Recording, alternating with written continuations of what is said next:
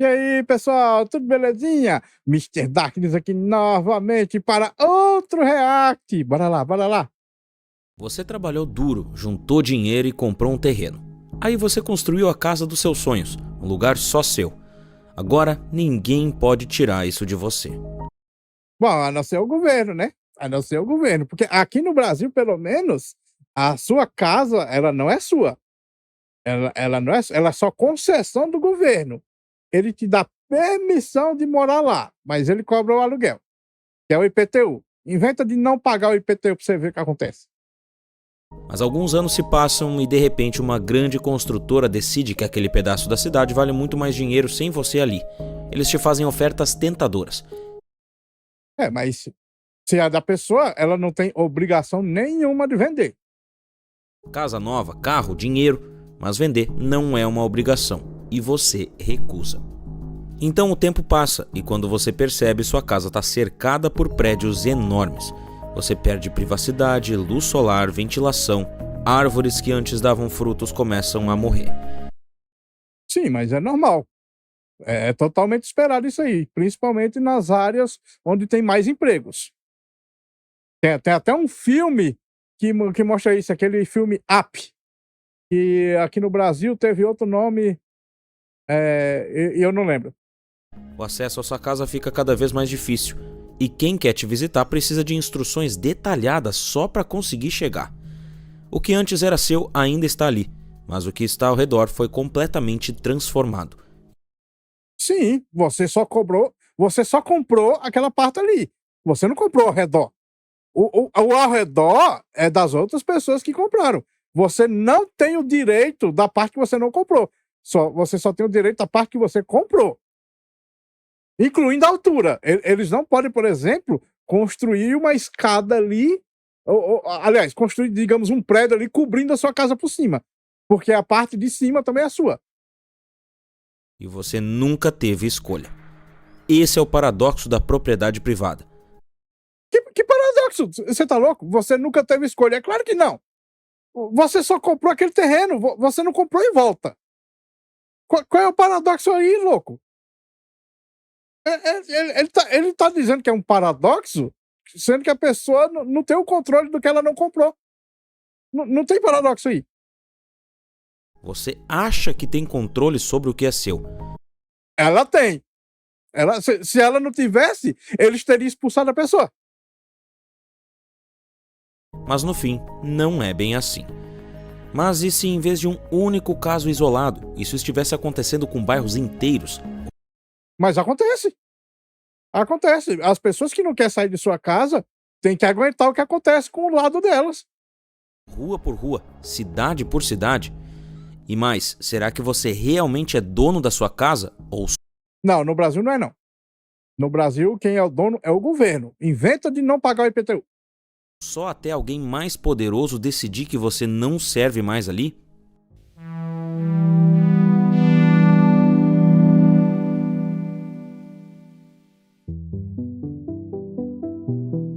Você não é o dono, o governo que é.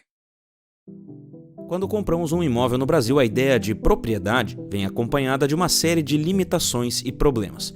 Um dos grandes vilões odiados por muitos brasileiros é o IPTU, que funciona como uma espécie de aluguel anual pago à prefeitura pelos proprietários e que até já virou tema central de um vídeo aqui no canal. Finalmente ele tá dizendo quem é o verdadeiro dono, né? Em resumo, o IPTU é um imposto que é calculado com base no valor venal do imóvel, estabelecido pelo poder público e pode aumentar anualmente conforme a valorização da região ou mudanças na legislação municipal. Por outro lado, as leis de zoneamento definem como cada parcela da cidade pode ser utilizada, dividindo os terrenos em categorias como residencial, comercial, industrial e mista. Essas regras orientam o crescimento urbano e determinam o que pode ser construído em cada área. Em São Paulo, por exemplo, Aí você lá vai e compra uma casinha ou um terreno em um terreno de alta densidade residencial, ou seja, um terreno para fazer prédios. Aí depois você acha ruim que o pessoal tá fazendo prédio em volta de você. O pessoal. Tô dizendo, é porque o pessoal não jogou SimCity quando era criança. Lá em SimCity, Tem o zoneamento, sabe? Tem o zoneamento mais leve, que só pode botar casinha, e tem os de alta densidade, que você só todo mundo faz prédio lá. Quem tá botando casinha lá é porque é burro. A recente lei de zoneamento, aprovada em janeiro de 2024, permite prédios mais altos em diversas regiões. As zonas mistas e zonas de centralidade poderão ter prédios mais altos. Nas zonas de centralidade, a altura máxima dos edifícios passa de 40 para 60 metros. Olha aí. Outra coisa que diz que quem é o dono não é a pessoa que comprou o terreno, é o governo. Porque se a pessoa fosse o dono, não tinha essa lei. Não tinha essas merda aí dizendo o que você pode fazer ou deixar de fazer. Tá dizendo, você não é o dono. Enquanto o limite máximo das zonas mistas passa de 28 para 42 metros. Além disso, a nova legislação flexibiliza regras para a construção de grandes shoppings e templos religiosos, eliminando a exigência de limite máximo de tamanho. Ainda assim, esses empreendimentos precisam cumprir diretrizes urbanísticas e ambientais. A lei também trouxe mudanças para as zonas especiais de proteção ambiental, permitindo com restrições a construção de moradias nessas áreas, o que antes era proibido.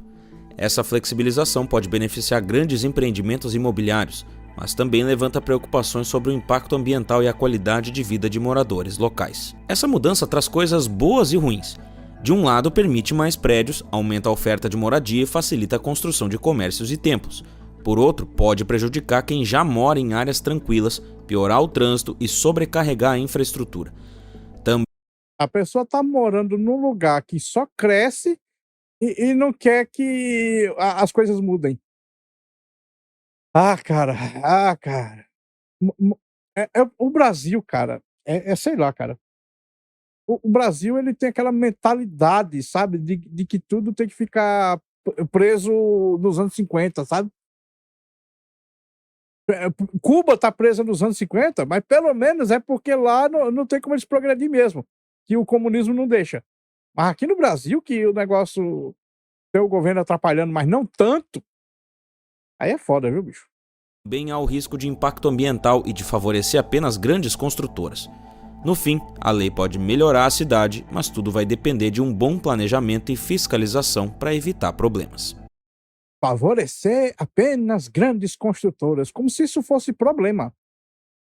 Eu quero saber qual é o problema que esse pessoal tem com gente rica. É sério. Por que tem esse problema com grandes construtoras?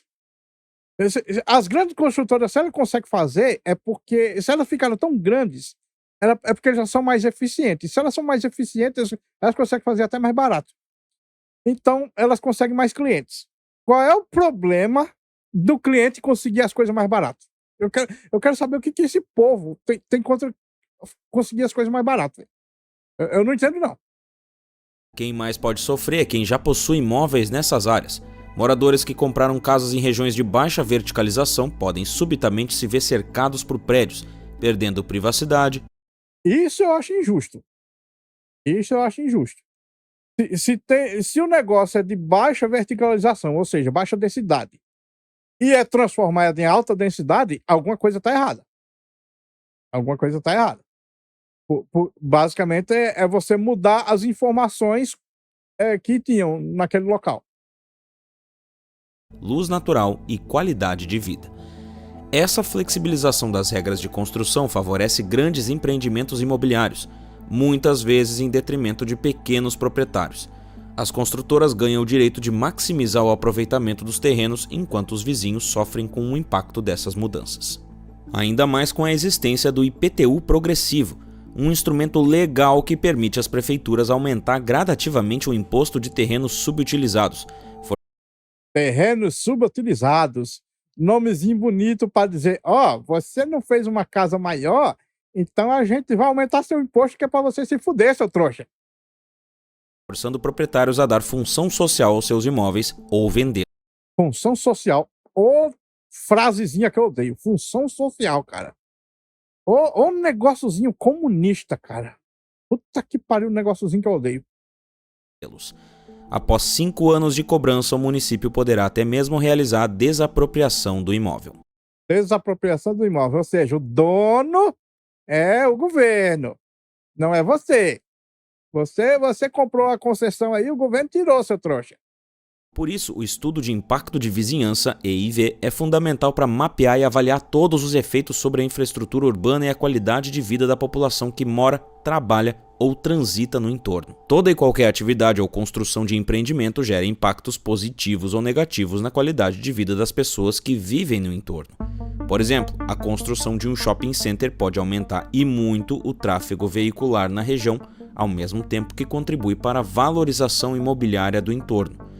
O estudo analisa aspectos como adensamento populacional, uso do solo, impacto no tráfego, demanda por transporte público, ventilação, iluminação e outros fatores que afetam diretamente a qualidade de vida urbana. Diversos tipos de empreendimentos geralmente precisam passar por esse estudo antes de receber autorização para construção ou operação. A lista costuma incluir hipermercados, centros de compras e lazer, hospitais, loteamentos urbanísticos, indústrias de médio e grande porte, edifícios comerciais grandes, universidades, escolas, estações de tratamento de esgoto, aterros sanitários e usinas de reciclagem. Um exemplo prático da aplicação do EIV ocorreu em Caldas Novas, Goiás, onde o Caldas Country Show, evento que atrai cerca de 60 mil pessoas anualmente, causava sérios transtornos à cidade. A população local enfrentava desafios como congestionamento, aumento da violência, poluição sonora, furtos e roubos, acúmulo de resíduos nas ruas, entre outros. Após o Ministério Público exigir o estudo de impacto de vizinhança em 2012, foram implementadas diversas medidas durante o evento, como melhorias na sinalização de trânsito, uso de sistemas de som que restringiam a emissão sonora apenas ao local do evento, instalação de placas de advertência pela cidade, implementação de um plano de gerenciamento de resíduos sólidos, limitação na venda de ingressos e priorização da contratação de mão de obra local. O EIV funcionou como mediador entre os interesses dos organizadores e da população, permitindo que o evento continuasse impulsionando o turismo enquanto minimizava os impactos negativos sobre os moradores. Mas e quando não existem esses estudos e ruas inteiras simplesmente começam a crescer sem muito planejamento? Dá uma olhada nessa rua aqui.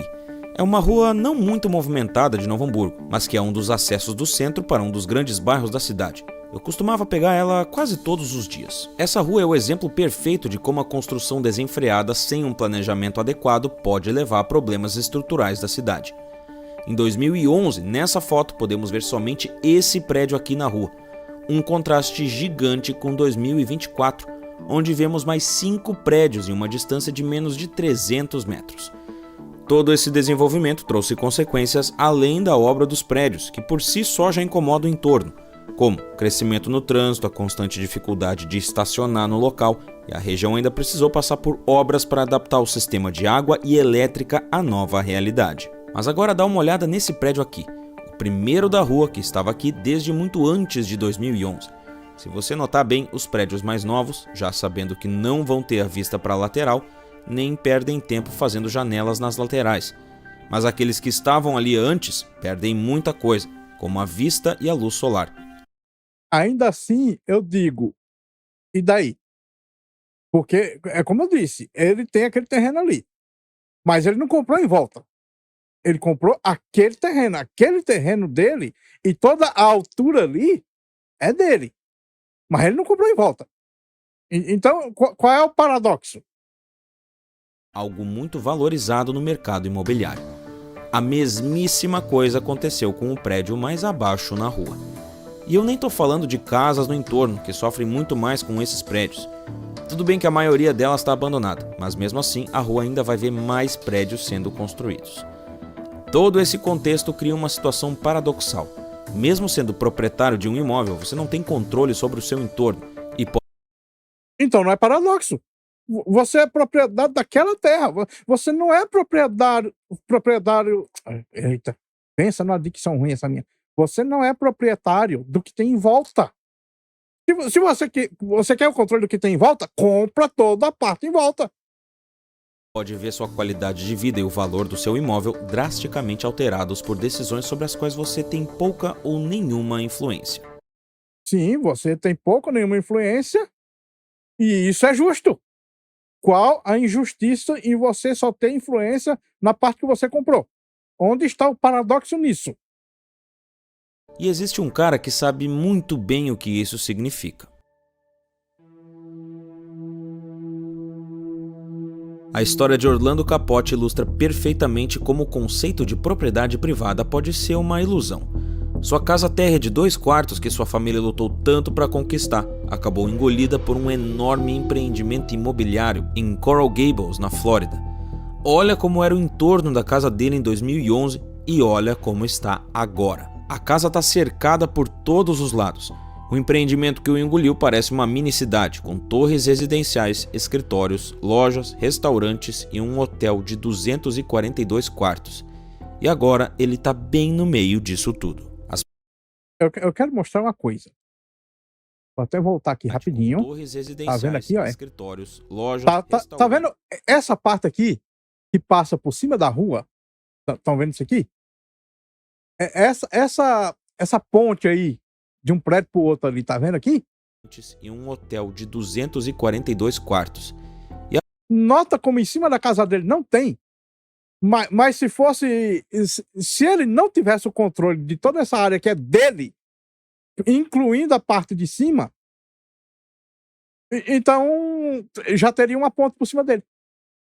Já teria uma ponte por cima dele. Não tem porque ele tem todo o controle da área que ele comprou. Ele não tem o direito ao redor. Se ele quisesse ter o direito ao redor, ele tinha que ter comprado também os terrenos ao redor. O pessoal está falando de paradoxo aí, como se você pudesse controlar o que os outros... Imagina você comprar a parte do lado, mas a pessoa que comprou do seu lado quer controlar o que você fez ou deixou de fazer.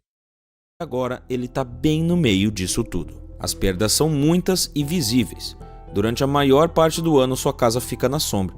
Algumas de suas árvores e arbustos estão morrendo. A árvore de mangas parou de dar frutos. A questão da mobilidade também foi severamente afetada. Se nós entrarmos no Google Earth Studio, podemos ter uma bela noção do que se tornou a vida do seu Orlando. Essa aqui no meio é a casa dele. Ele agora está cercado por construções gigantescas, praticamente preso em sua própria casa. Aí eu pergunto, ofereceram um dinheirão pela casa dele? Porque se ofereceram um dinheirão e ele não quis se mudar, o otário foi ele. Porque claramente é uma zona aqui de alta densidade, pelo menos onde está chegando ali. Então, tipo, ele teve a chance de comprar uma casa maior em algum outro lugar, provavelmente, né? Provavelmente ali. Ele poderia simplesmente ter aceitado o dinheiro e comprado alguma dessas outras casinhas aí, bem pertinho. Tá vendo esse monte de casinha aí? Provavelmente o dinheiro que ele ia receber na casa dele dava para comprar uma dessas outras aí. Mesmo sendo proprietário legal de sua casa há 34 anos, Orlando viu sua qualidade de vida drasticamente alterada sem seu consentimento. As leis e regras deveriam ser aplicadas igualmente a todas as partes. Sim. E por que não foi? Aliás, onde não foi? Me diga onde não foi aplicada em todas as partes aí. E nesse caso não foram, ele diz. Não foram? Diga aí onde foi que a lei não foi. A cidade repetidamente aplicou as leis e regras para beneficiar o incorporador às nossas custas. A pressão imobiliária foi clara e cruel.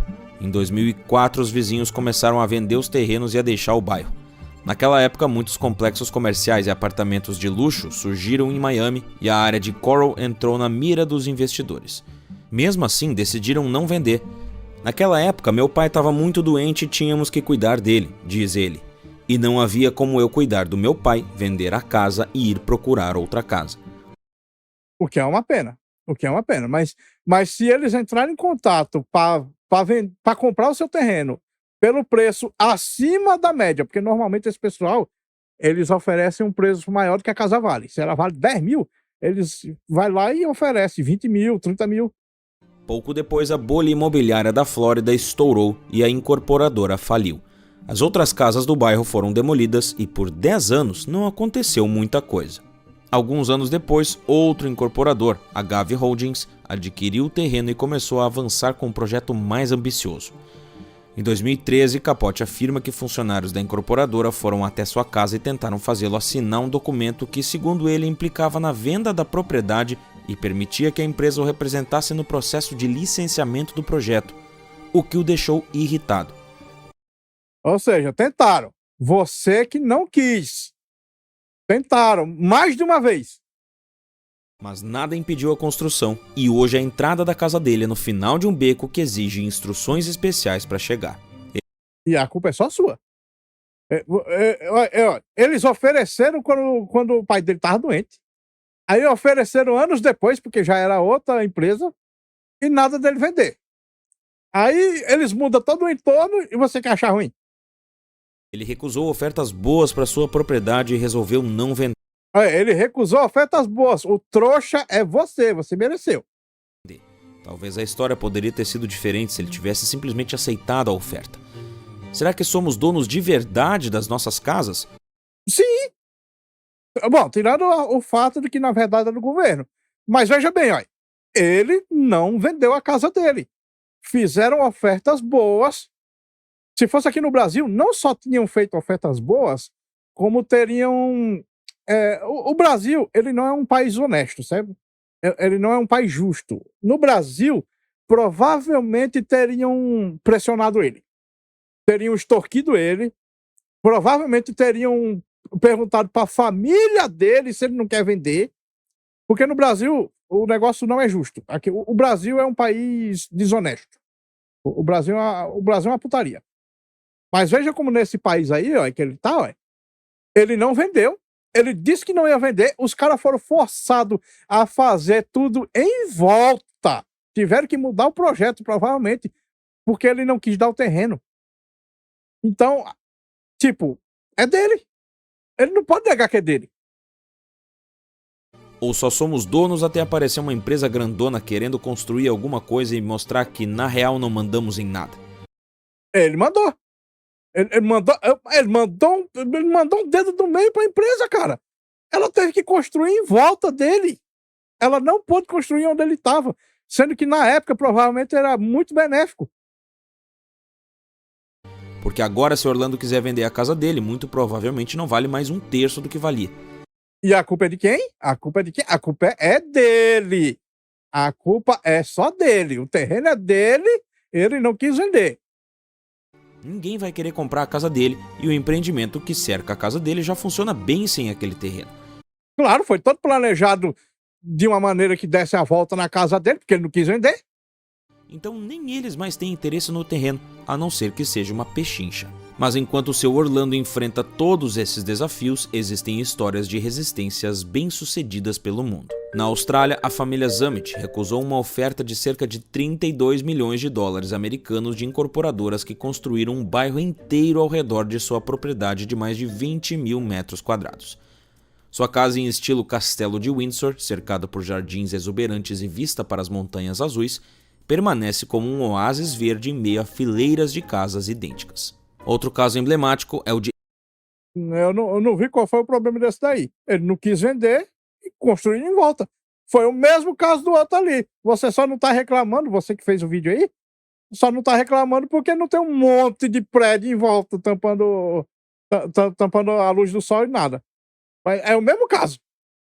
Edith Macefield, que em 2006 recusou uma oferta de $1 milhão para vender sua casa. Aí, ó, a casinha pequenininha no meio dos prédios. Ou seja, é a mesma situação do outro doido lá. E por que isso daí é de superação? Diga aí. E dar lugar a um empreendimento comercial no bairro de Ballard, em Seattle. Com resultado, o projeto de 5 andares foi construído ao redor de sua casa de 108 anos, que permanece de pé até hoje. A história de Edith posteriormente inspirou o filme Up, da Pixar, Eu tinha mencionado esse filme aí, ó. Up, da Pixar. tornando-se um símbolo de resistência contra a pressão imobiliária. Um símbolo... Então, o outro caso ali que você mostrou primeiro também é um símbolo de resistência. Tá aí. Viu? É um símbolo de resistência. Se esses aí são, que é exatamente a mesma situação, então o outro também é. Aquele velho não tem do que reclamar. Ele é um símbolo de resistência. E aqui no Brasil também tem um grupo de pessoas que está resistindo bravamente às pressões das imobiliárias. Mas aqui no Brasil o negócio é sujo. O Brasil não é um país honesto. O direito de dizer não, que não foi negado a nenhuma das pessoas que você mostrou até agora. Todas elas continuaram com suas casas no mesmo lugar e estão lá de boas. Como você mesmo disse, elas são. Até esqueci o termo. Elas ficaram lá. Venceram na vida, por assim dizer. No tweet de Leandro Fernandes, ele conta uma história curiosa em Uberlândia. Um morador que queria evitar que um prédio fosse construído ao lado de sua casa para não perder a privacidade da sua área de lazer. Mas o vizinho ignorou e fez um prédio de 3 andares. Como resposta, o dono da casa simplesmente ergueu um murão bem na frente do prédio. Ele pode erguer esse murão. Ele está no terreno dele. Ele pode erguer. Vai fazer o que o dono do prédio? É como eu disse, você só tem o controle sobre a área que você comprou, incluindo a altura. Você não tem o controle em volta. Se você quer o controle em volta, compre as terras em volta também. Não tem nenhum paradoxo aí. E assim como ele, tem outras pessoas que estão se rebelando. O que está rolando na Vila Mariana, em São Paulo, representa bem a resistência. Um bairro tradicional, cheio de casas antigas, de repente vira alvo da especulação imobiliária. E as construtoras não estão brincando. É ligação atrás de ligação, corretor batendo na porta, história plantada para assustar os moradores. Tudo para pressionar as pessoas a venderem suas casas por preços muito abaixo do mercado. Enquanto nos países decentes os caras oferecem valores maiores do que a casa vale, aqui no Brasil eles querem um valor menor. Eu tô dizendo, o Brasil, cara, o Brasil é uma piada. O Brasil não é um lugar honesto. Mas aí os moradores resolveram dar um basta. Espalharam placas gigantes dizendo: essa casa não está à venda e chega de prédios. E começaram a se unir para trocar informações e se proteger desse assédio diário. A engenheira Ana Amélia, por exemplo, conta que chegou a receber mais de 40 ligações de corretores tentando convencê-la a vender. Eles ligam e mandam mensagens insistentemente, dizendo que já compraram todas as casas vizinhas e que a minha é a única que vai sobrar. Pois é. Resistência, né? Resistência. Tá aí. Mas no Brasil, essa resistência aí tem que ser resistir com mais força, porque o Brasil não é um país honesto. E se a gente não vender, passaremos por transtornos durante os anos de construção. Teremos riscos estruturais que podem até fazer a casa cair. E o pior, quando ela parou de atender, começaram a ligar para os parentes dela, inclusive de outro estado. Tô dizendo, o Brasil, cara, não é um país honesto. E a coisa não para por aí. Tem gente que chegou a ser seguido, teve corretor esperando na porta da casa dos outros o dia inteiro. É invasivo, é desrespeitoso e deveria ser crime. A verdade é que esse tipo de situação acontece no Brasil inteiro. E o que Deveria ser crime. Você falar com uma pessoa não é crime não, meu amigo. Nunca que oferecer uma venda vai ser crime. a galera da Vila Mariana tá fazendo é um exemplo de que ninguém precisa aceitar isso calado. Eles estão criando um manual contra o assédio imobiliário, ensinando os vizinhos a lidar com esses corretores, a entender seus direitos e até a pressionar o poder público para não ficar de braços cruzados. No fim das contas, a pergunta é: será que somos realmente donos das nossas casas ou só... No Brasil, você não é dono de jeito nenhum. Você mesmo que fez o vídeo, você mostrou claramente lá que o IPTU, não sei o que, o governo vai lá e pode tirar você. somos donos até uma construtora decidir que aquele quarteirão vale mais dinheiro sem a gente? Não, a gente sempre pode negar. Você só mostrou caso de gente negando a venda para as construtoras. Você não mostrou nenhum que a pessoa foi pressionada e teve que ser obrigada a sair. Não mostrou nenhum até agora. O caso da Vila Mariana mostra que pelo menos ainda dá para resistir. Ainda dá para dizer não. Mas a real é que não deveria ser assim. Ninguém deveria precisar pendurar uma placa na porta de casa para garantir que vai poder continuar morando ali. Isso eu concordo. Esse assédio aí, para ver se vende, você só vê no Brasil mesmo. Nenhum dos outros países teve que fazer isso, não. Eles simplesmente, não vão vender. Não vou vender, e tiveram que construir em volta. Mas aqui no Brasil, você sabe, Brasil é a piada.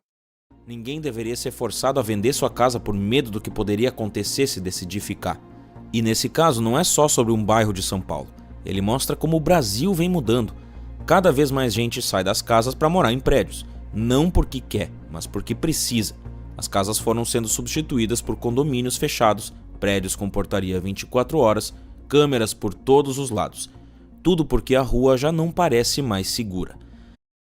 E de quem é a culpa que a rua não é mais segura? Adivinha quem é que cuida da segurança das ruas? A cidade cresce sem planejamento, a insegurança aumenta e, no fim, quem tem menos escolha é sempre quem perde. Enquanto as construtoras seguem derrubando bairros inteiros para erguer torres de luxo, a gente precisa perguntar: quem a cidade está favorecendo? As pessoas que trabalham. Você acha que se não tivesse esses prédios aí, ia ter gente aí para conseguir os empregos? Olha, eu lembro de uns vídeos que eu assisti do Rafael do Ideias Radicais, ele mostrando que tem umas áreas de São Paulo lá que precisa urgentemente de adensamento, porque se elas não tiver, o pessoal não consegue chegar nos empregos delas, não consegue chegar no trabalho. E aí, como é que fica?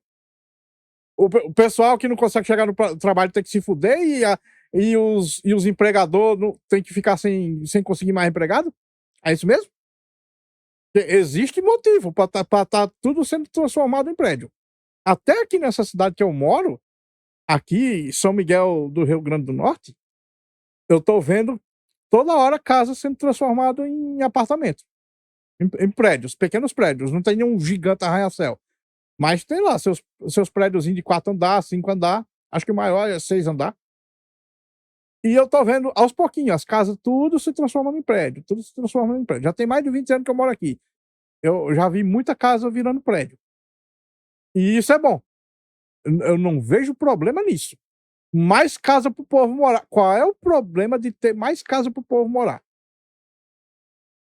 Eu não vejo a lógica nisso. É a mesma lógica daquele pessoal lá que quer deixar aqueles bairrozinhos ricos, com aquelas casinhas bonitas, ficar sempre daquele jeito lá sem nunca evoluir. O que você acha sobre esse assunto? Acha que os moradores da Vila Mariana estão certos ou que tudo deveria virar prédio? Eu acho que eles deviam vender bem caro, tipo por 3, 4 vezes o valor da casa. Sabe? Igual nos países decentes que acontece, que os caras lá fazem boas ofertas. Até você disse lá que o primeiro lá recebeu boas ofertas. Ele que foi trouxa e não comprou? Pois é, o mesmo deveria ser feito aqui. Comenta aqui abaixo o que eu quero saber. Agora, se quiser entender o que eu chamo de algoritmo humano e como você pode usar ele para levar um canal no YouTube de 0 a 100 mil inscritos, confere uma aula grátis no primeiro link da descrição, ou apontando a câmera do seu celular para o QR Code que está na tela antes que essa aula saia do ar. E para entender por que Santa Catarina se tornou o destino dos sonhos para muita gente, com infraestrutura, segurança e qualidade de vida que chamam a atenção, mas como esse crescimento acelerado pode trazer desafios inesperados, confere esse vídeo aqui que está na tela. Bom, pessoal, esse vídeo fica por aqui. Muito obrigado por terem assistido até o fim. Não se esqueçam de deixar o like, se inscrever no canal e comentar com suas opiniões. Considerem também ativar o sininho para serem notificados das lives e vídeos. Meu nome é Mr. Zaknis, um grande abraço por trás com muito carinho e até a próxima. Fui!